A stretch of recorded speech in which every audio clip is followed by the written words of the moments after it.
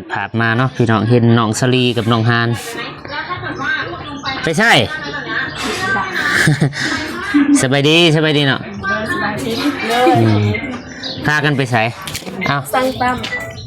พี่ดิไอจับกล่องถ่ายเลยแล้วเห็นน้องยางมาเลย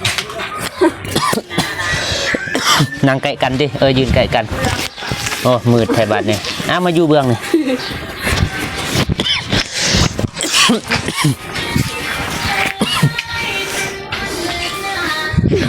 สบายดีอีกเธอหนึ่งเลยสบายดีเลยพากันไปใส่มาสั่งต้มต้มหรือตำตำมีตำตีนตำไก่เลยสิไปสั่งบ่เนี่ยเลยฮะเลยคือบุขี่รถมาเถอะพ่อบ่มีรถถีบเลยไปป้าอยู่ใส่ไปแม่ไปสั่งอ้าวไปสั่งเอ้านิ่มไปสั่งไหมใช่ไปสิไปสั่งต่ำไปหานไป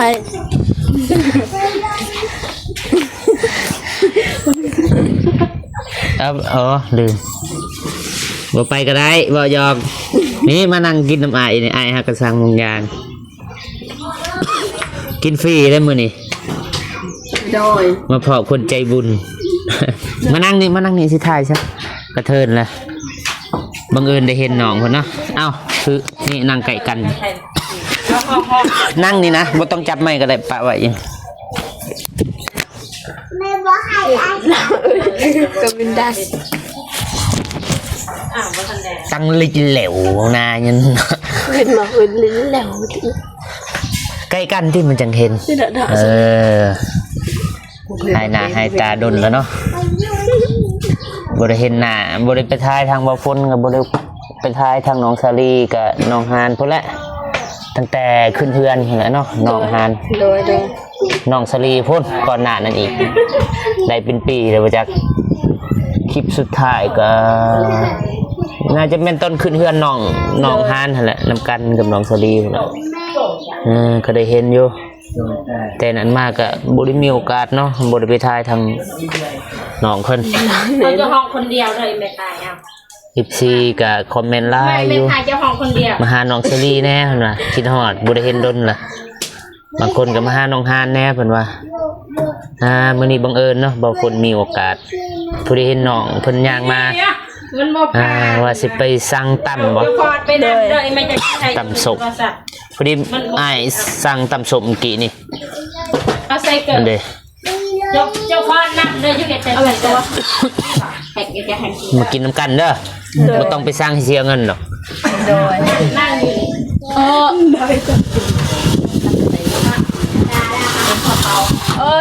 ให้เงินเขาค่ะ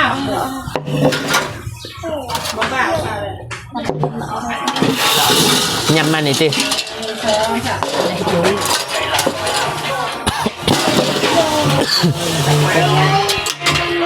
มาพี่น้องมากินน้ำกันอยู่บริเวณยังเนาะมือนี่ก็เลยสั่งตำมากินมันคลายแหนแล้วบังตะปัดตะแผงเอากินนี่บวงไม่ทูหนังฮานหนังสาลีตำมีเนาะฮานไปใส่ไปล้างมือแสดงว่าบุเคยล้างสิเขาเลยล้างแต่บ้านนี่บายาลักกาเลยเยอะ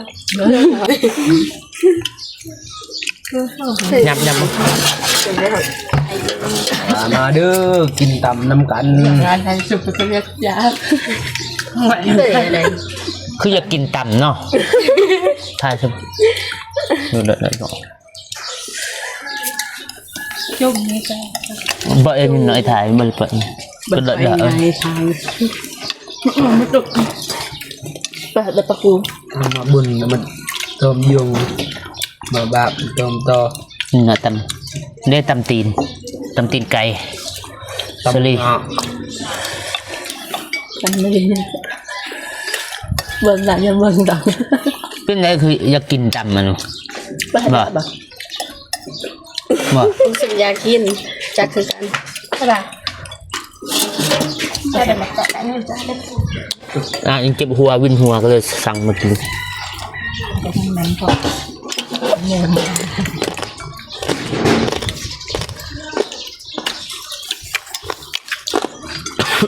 เป็นยา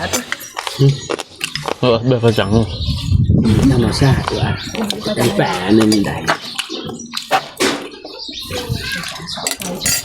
มาเด้อพี่น้องกินตำมั่ว เติม ตำเส้นเฟอร์กินกับน้องๆเพื่อนน้องชาลีน้องฮานเอ้ย ได้อมมั้ง ไปใช้บ้านนี่น้องฮาน ไปผ่านมัน ยายป่ะ 10เพบัต โธ่ทุลายค่ะรวยแล้วบ้านเนี่ยชาลีไปใช้บ้านนี่ กับน้องฮาน ไปทำกัน โดย ไอ้ว่าสิไปหาบ้านนี่ไปหาอยู่เฮือนไปเยี่ยมไปยามหั่นแหละบ้านนี่บ่ไอเสร็จไปลืมแล้วบ่ชื่ออยู่บ่ โดย บ้านนี่บ่ วันนี้ แต่ว่าทางน้องเพิ่นบ่อยู่ข้าเวียกเสร็จหาน้องฮานพุ่นอยู่สวนเพิ่นว่า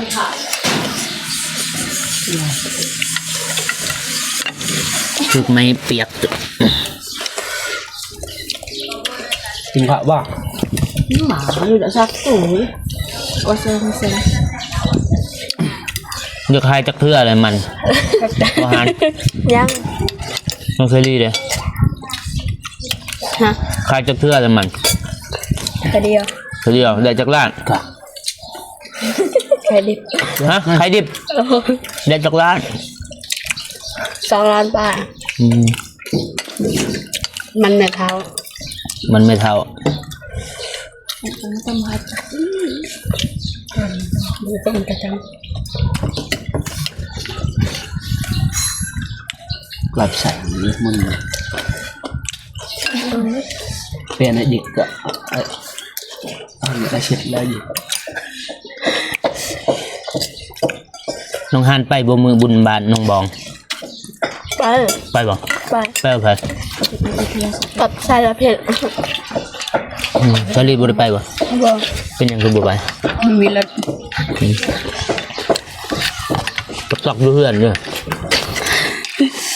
ใส่สิ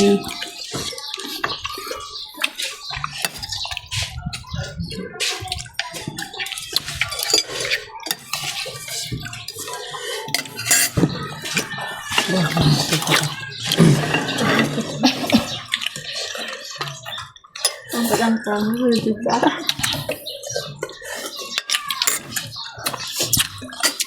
อะไรเลย บ่มีสาระเนาะคลิปนี้ทายให้ FC ทางน้องสาลีหรือว่าน้องฮานนั่นแหละ จะเอาในถ่ายกับจักจัน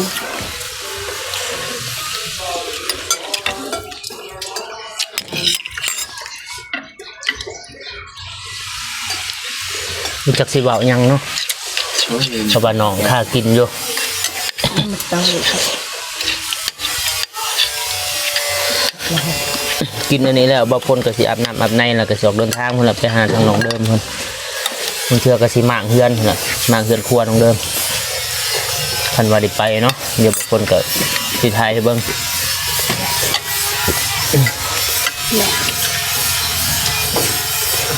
เพราะว่าตอนนี้ก็ประสานหาทางไอ้นงพุ่นอยู่หลายคนน้องชายบ่มีบ่ฮู้ว่าระวางบ่กันวางแล้วไอ้นงเพิ่นก็สิติดต่อมาอีกแล้วก็บางคนก็สิออกไป เพราะว่ามื้ออื่นทางสร้างเพิ่นก็สิเริ่มเฮ็ดนั่นแหละเริ่มเฮ็ดเฮือนครัวน้องเดิมเพราะว่าทางสร้างเพิ่นบ่สามารถไปเฮ็ดเฮือนของบ่ตูนแล้วก็ทางเพิ่นก็ญาติเวลาเฮ็ดเฮือนน้องเดิมก่อนเพราะว่าทางบ้านบ่ตูนเพิ่นคลั่น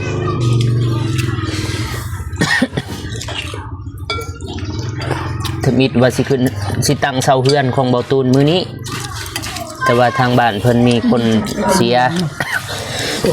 หรือว่าคนตายโหงเนาะทางไทยทางลาวคนตายโหงเพิ่นเลยได้โจะแล้วก็เลื่อนทิศหน้าพุ่นแหละ แล้วทางสางแดงเพิ่นก็สิสืบต่อทางบาทน้องเดิมต่อ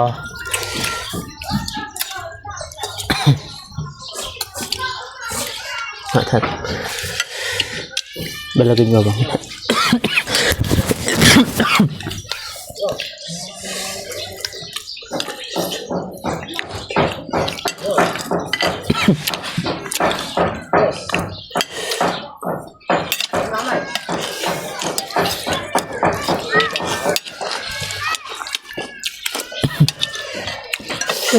เส้น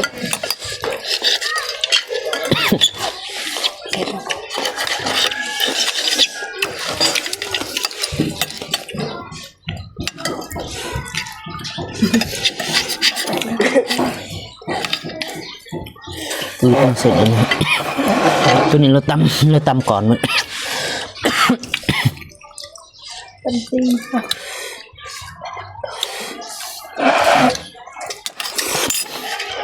ใส่แบบจากดาว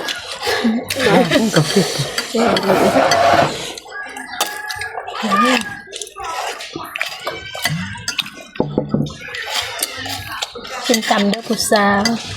สาวนกสาวนิดเซียวเส้น กินตำเด้อมานะ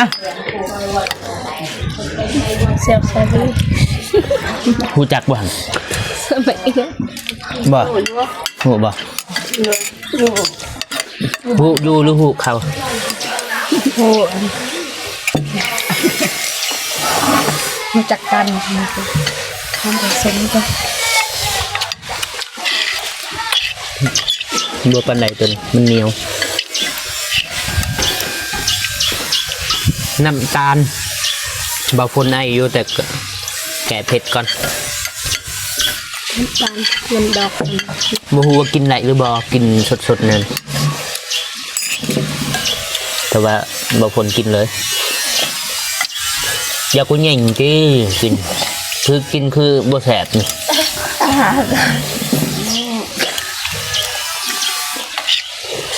แล้วก็ยิ้ม หน้าบูดหน้าเบี้ยวถ้าน้องหานกินแห้งคนขี้หลายแห้งไปเห็ดปากบิดปากเบี้ยว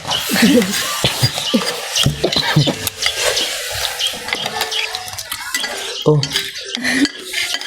เขาจัดการปิก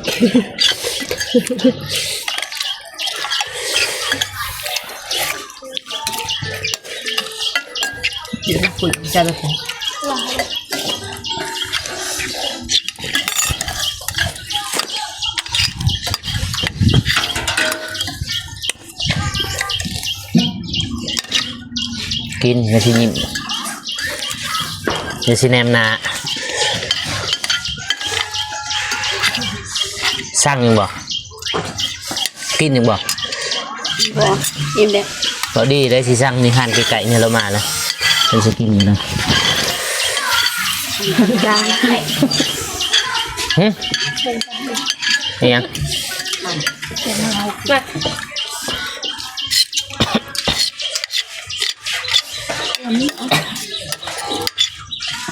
ใส่บัน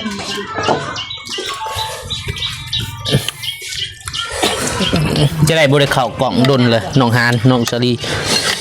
คือว่าดนเติบเลยทีมงานทำบริการ ด้วยรู้สึกตื่นเต้นแน่ คือโบเต้นเลยฉันจะตื่นเต้น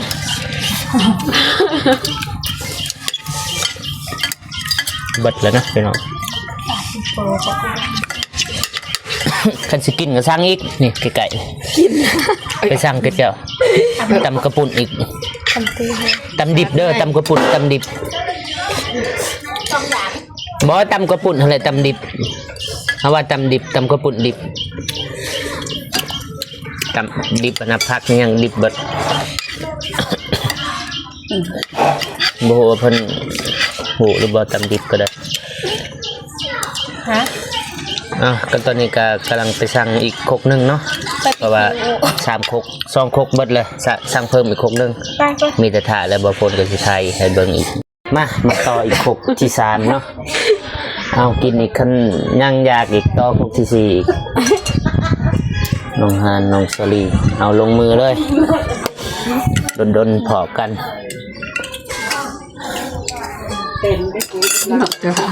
มีตำมีเพิ่นเอิ้นตำมีจ้าตำไม่ไหว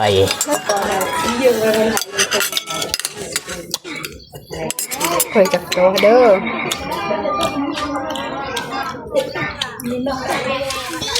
ว่ามันแบบกูบอกเลยบอกอย่ากูไปยังไม่ แก้วต่อย ต่อใช่ไหม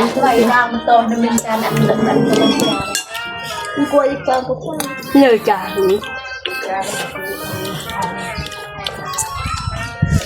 เอาแล้วล่ะทุกสิ่งไม่มาตกก้ามันละกูไปกิน ไม่วองก็อยู่ในไทยยกเตย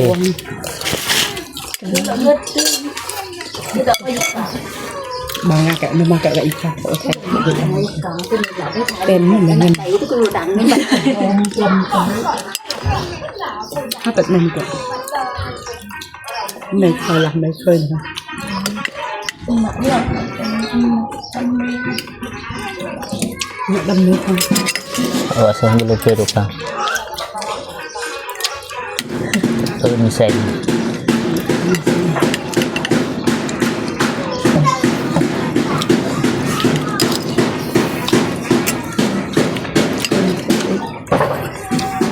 บรรยากาศเนาะแถวเรือนบ่พุ่นมาแต่เวียกแต่งานเนาะมาแต่เช้าเนาะมาแต่เวียกมาแต่เช้าเนาะโอ้แล้วเพิ่นว่าเลิกเวียกแก่เพิ่นน่ะ8 9 โมง10 โมงแล้วตอนนี้พอไทยบ่ละปะตานะเลิกไรสมบูรณ์ เอาไปปูนนี่ น้ำหนักจึกหน้าเผ็ด เอาใส่น้ ใช้น้ ำเอาว่าถั่วงอก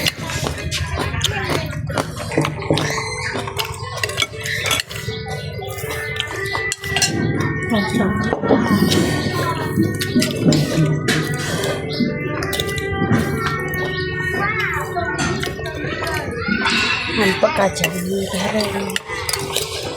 นั่นมันป่า หลงสักการะ เน็บเลยจนมันเปียกเน็บใส่เสื้อ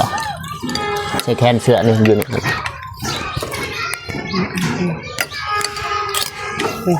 เอ้ยกลัวเราว่าจะ เป็นโตของตัวเองรถถ่ายธรรมดาเป็นเสือน เคยจับตัวเด้อ ตัวไอ้ตัวให้จริงนักใส่แล้วมันกัน อย่าใส่เคยหักจับ นี่ยังนี่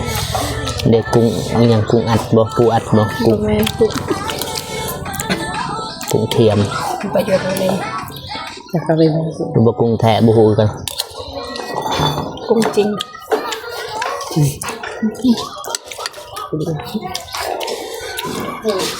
รัดอร่อย เอาไปดูเวลากระอาด หน่อยฮะ ยำมันก็ มัน เอา จะลงมาแบมจะดันแก สมมุติจัง ใช่เอ้ย แบบภาษาลาวติ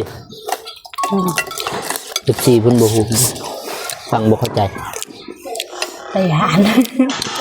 แบงเอาเลยตอนปีม เลยดีบอก FC เข้าใจ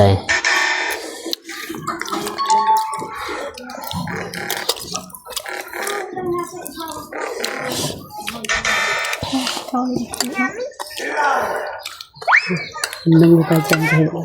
โอเคนะพี่น้องให้ทางน้องๆเพิ่นกินก่อนเดี๋ยวกินแล้วบ่เพิ่นก็ถ่ายเทื่อนึงโอเคพี่น้องบ่เพิ่นก็สิขอจบคลิปเนาะก่อนอื่นหมดก็ขอบใจผู้ใหญ่ใจบุญอีกทุกท่านที่เข้ามาเบิ่ง